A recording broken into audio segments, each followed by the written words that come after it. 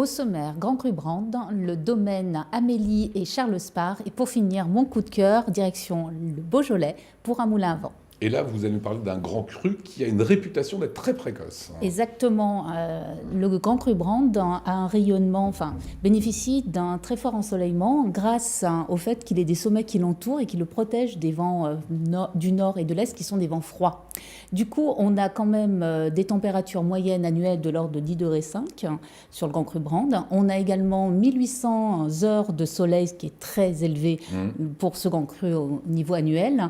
Et il a une faible pluviométrie. Du coup, c'est tous ces paramètres qui donnent la précocité à ce Grand Cru. Justement, on voit ces images de vignes qui sont absolument magnifiques. Comment se comporte la vigne sur ce Grand Cru?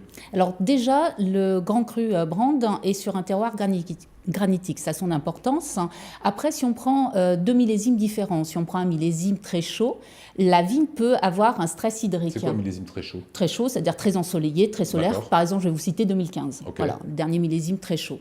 Sur ce millésime-là, avec ce terroir-là, on peut avoir des vignes qui ont un stress hydrique. Du coup, il faut limiter les rendements et privilégier plutôt les vieilles vignes qui ont un système racinaire très profond et du coup, elles vont capter l'eau en profondeur.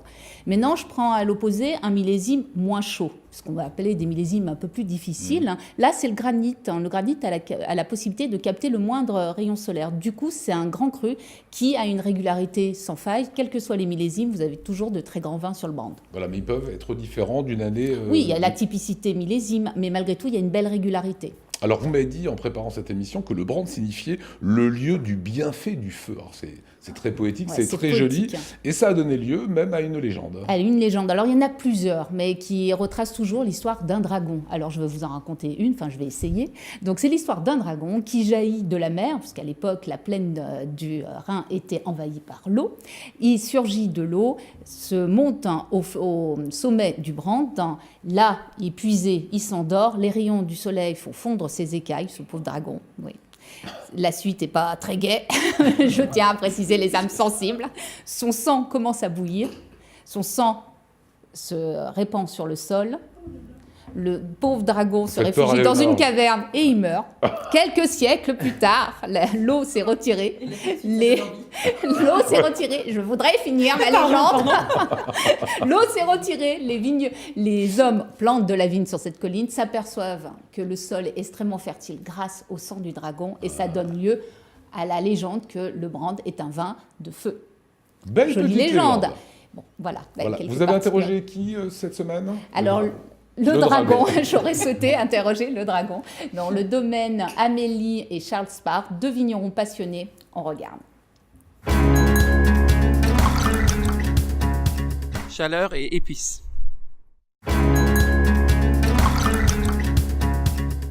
Le Riesling Grand Cru Brand avec une choucroute aux 3 poissons et des pignons de pain grillés.